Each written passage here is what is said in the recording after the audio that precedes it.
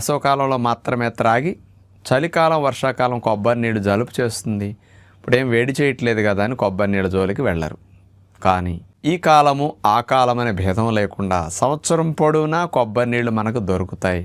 సంవత్సరం పొడుగునా కొబ్బరి నీళ్ళు త్రాగితే జలుబు చేయటం కానీ ఆయాసం ఎక్కువ అవటం కానీ ఏమీ ఉండదు.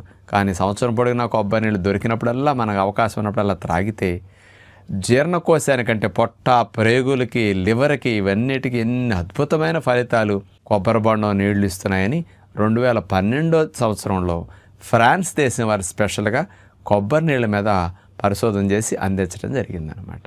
వీళ్ళు ఒక గ్రూపుకి లేత కొబ్బరి బొండం నీళ్ళు ఇచ్చారు. కొబ్బరి కట్టకుండా ఉండే లేత బొండం నీళ్లు ఉంటాయి ఉప్పొప్పగా, అలాంటి ఒక గ్రూప్కి ఇచ్చారు. కొంచెం కొబ్బరి బాగా కట్టి ముదురుగా ఉన్న బొండంలో నీళ్లు కొట్టిచ్చారు. ఎవరికి ఎక్కువ బెనిఫిట్స్, ఈ జీర్ణకోశ సంబంధమైన